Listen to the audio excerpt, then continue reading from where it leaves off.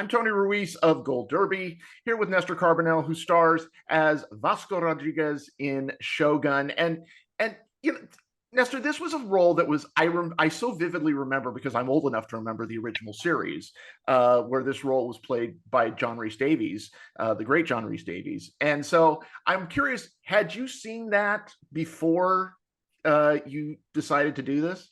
First of all, thank you for doing this, Tony. I appreciate it.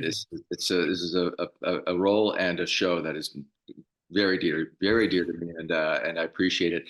I'd seen it when it first came out, so I am as old, I'm much older than you, so I definitely remember it. But, but I hadn't seen it recently. I certainly didn't rewatch it before, and I thought about it, and I thought, no, we're doing a different interpretation of James Clavell's novel. And what was on the page, and Justin Marks and Rachel Condo's scripts was so rich in and of itself. I was like, there's plenty here. In fact, I actually bought a copy of the book, and it was hard. You couldn't find. At the time I couldn't find a new copy of it, so I had to get a used one.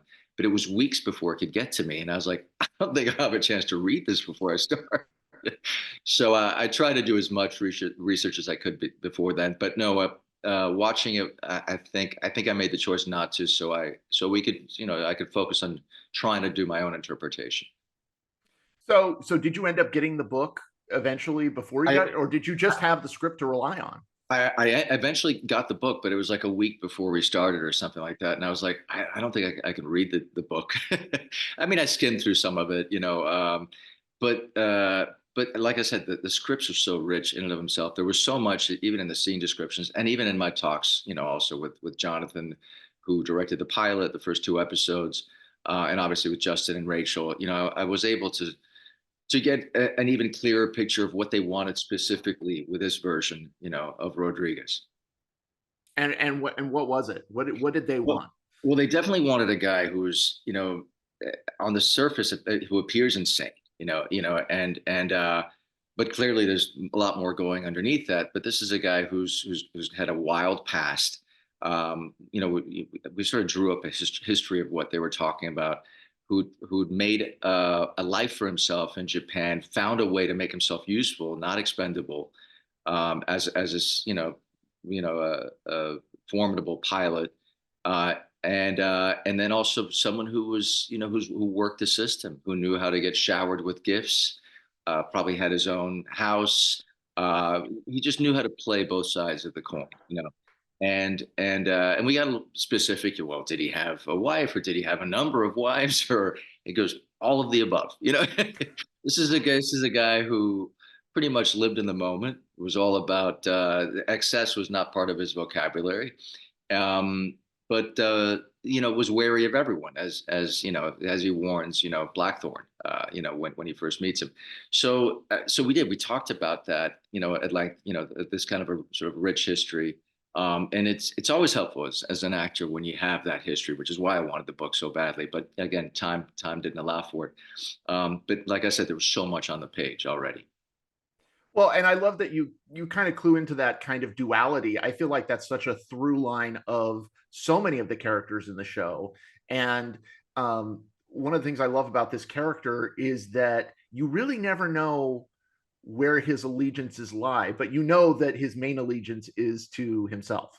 Always, always to himself. But what I love about him is he's sort of unabashed about that. I mean, he even tells Blackthorn that. I mean, he's incredibly selfish. It's everything is to a purpose. You see a glimmer of something else when he essentially saves Blackthorn from going into the rocks with his ship. And that's a window into him. Does he have a conscience? Or does he says it's a debt repaid.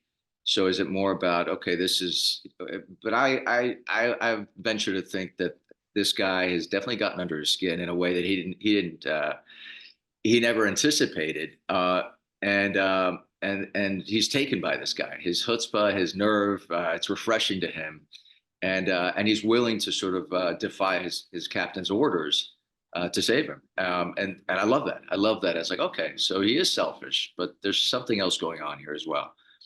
There's almost seems to be like a kindred spirit kind of thing. Like I think he sees a lot of Blackthorne himself and vice versa, to the point where, by the time you get to that big scene in I think the third episode, they're trading double entendres left and right across the boats. There's no question. Yeah, he's absolutely sees himself in him. He's charmed by him. I think he sees a much younger version of himself in him for sure, and perhaps a version of himself that came to Japan, sort of with that same kind of spirit. And you're absolutely right. They established that bond early on, but even more so when they're racing against each other and trading barbs, and that's fun. And one of the other things that we talked about, with Jonathan in the introduction of the character was this notion of this guy being sort of nuts and just crazy. And I go, okay, it's calculated nuts though. It's calculated crazy. So even in that opening scene when he puts the gun to his head, it's all really for show. It's all about sort of obfuscating. It's all about that. But so it was those are the kind of things that we had so much fun with, finding that balance of, his conscience, his manipulation, and his center. Who is this guy? But he also, I think one of my favorite scenes, and I'm a sucker for these types of things, is that voiceover, that long voiceover that you have, where you guys arrive at Japan and like, oh, imagine the arrogance of thinking that you think you're the only civilized people. And I feel like performing that, now was that all recorded after the fact, that voiceover, because or was that just from the actual take? It was from the actual take. We actually ran out of time, so we we shot in first of all we shot in Vancouver 3 years ago. We shot in 2021, and I know, which is it's amazing. I know, but I remember we were running out of time, and I've worked in Vancouver for many years. I worked on Bates Motel there, and I've directed there as well, and I know the light there. When I've directed, as in the winter, it's like we're gonna lose this light. So we didn't have much time, but so we no, that was all from that particular take, and they used it for voiceover for a lot of those images. But you're absolutely right. That speech, what Justin and Rachel wrote there, it's a beautiful speech what they wrote, and it was incredible advice that he was imparting to Blackthorne, and also checking his naivete about the whole thing. But you're right, illuminating how you think you're civilized. No, you're a barbarian. You just have no idea how much of a barbarian you are. You have no idea what Osaka. And it's interesting. Just even the name of Osaka. Talk about attention to detail on the show. I said Osaka, as we say now in modern times, but back then it was Osaka. So like those are the little things, the nuances that we had to play with all the time. But yeah, to your bigger point, yes, I love that we illuminate that he's a barbarian here, and he has something else coming to him. And later he discovers when he sees Osaka how magnificent it is, compared to London, which he says, no, London, it has its things, but it's nothing like this. This particularly in these episodes that we see Rodrigues, you kind of get tossed around quite a bit, wet, on boats, so physically, the physical demands had to be extraordinary. Listen, it was fun. To me, those are fun. But I'm a sucker for those. But I'm also like the idiot who thinks I'm 18, and I could do those things, So I had done another movie a few years back called Bandit, and I was chasing Josh Duhamel through, it was actually 2 years before that, or a year before that, through this mall. It's another period piece, but from the 70s. And just running, I snapped my Achilles tendon. So I know that was, and I still had 3 weeks left to shoot the film, so I had to strap on a boot and do surgery afterwards and just finish. So here I am thinking, oh yeah, whatever. I'm 18. I'm not, and thankfully I'd healed just in time to do Shōgun. But I was cognizant of the fact I was like, God, if I snap my Achilles heel doing these stunts, but thankfully, no, it was extremely obviously the operation is extremely professional, and but I will tell you this. So I had to get my character was ostensibly he was going to be drowned, in that one sequence. He goes overboard, and the production is extraordinary. I mean, they really spared no expense. They built this massive wave pool. I felt like I was at a Disney ride, with outside, in Vancouver. I think it was Menotti Bay, and it was or Steve Snow. Anyway, but it was outdoors, massive wave pool where they had to drown me essentially. But the problem was that Carlos's costumes, which are incredible, I mean, the work he does on this is extraordinary, were made me buoyant. So I was like, well, this is not going to work. So I asked for some weights on my ankles to see if I could weight me down a bit, thinking, no, yeah.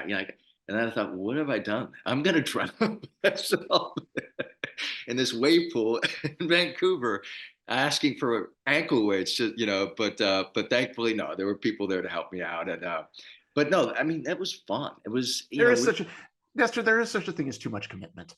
maybe it was too much. Maybe it was too much. And I put on 20 pounds. I wanted to put some heft on too. So I thought, I'm not as limber as I as I thought I would be here in the water.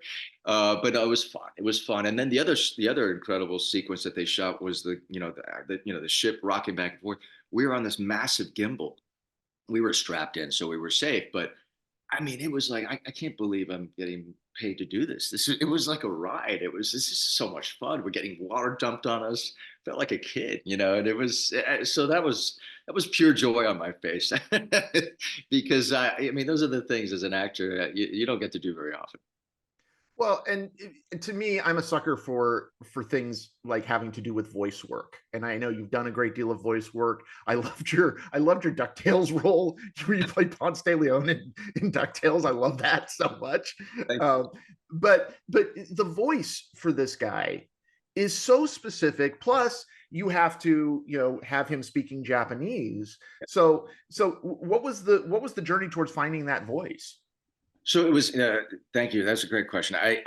We were spoiled with incredible dialect coaches, and I'd done some research on this sort of Castilian accent that I wanted to honor from the period as well. But I was going to need help with everything, as we all do. And thankfully, they were very helpful in getting me a great coach in Tony Alcantara to work on my Castilian accent. So I would work on it all the time, and then even annoy family members when I stayed in. And as far as Japanese, it's the same thing. So it was like, okay, I need to be adept at both, enough that I can pass, for certainly someone who's lived here a number of years in Japan, and is comfortable. So Yukari was an incredible coach who was we had lessons, dialect lessons, Zoom like we're doing now a number of times. And then, I would work off recordings. So that was I mean, it was an extraordinary experience to get to do that. And they were on set as well to sort of monitor, make sure.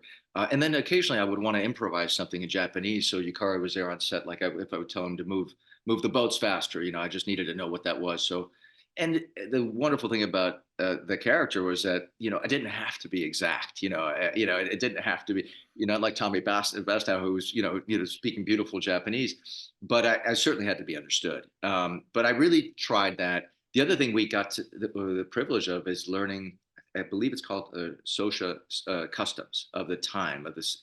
So we had the meetings with these incredible experts from Japan who'd flown over to teach us how to bow, where to look, who to bow to, the different pecking orders within the sort of the caste system. The great thing about my character is that he was going to break all those rules, but I wanted to know what the rules were so that I was conscious of what I was breaking. So you have to know the rules before you can break them. Before you can break them. So those are great, things like that. The other thing was sword fighting. I never got to actually fight with a sword, but boy, did I take advantage of that. And I had great sword. Never know when you're going to get in a sword fight. So, I mean, you're like a kid in a candy store with this stuff. Oh, are you kidding me? It's like, you give me an expert, I'm going to pick his brain and they're going to be sorry that they were assigned to me. Because I'm a sucker for all those things. I mean, I had to row that boat, and that's not the boat is it's a specific oar, and I've rowed before. As I used to row, I used to do crew. It's nothing like that. So I had to learn how to do that and make it seem sort of like nice. So we had lessons on how to row these boats. So I mean, we were really spoiled with these tremendous experts who we availed ourselves of, and so that was great. And then the other part of it was the physicality. So I talked to Rebecca Lee, who's a makeup artist, about saying, let's give this guy some history on the face. Why don't we do some scars, maybe one that goes into the hairline, And I said, and as far as the hair, I said, I think this is a guy who cuts his hair with a knife, on his own. So let's really butcher this, And as soon as I got the part, I was growing the beard. That had a life of its own. So those are all the.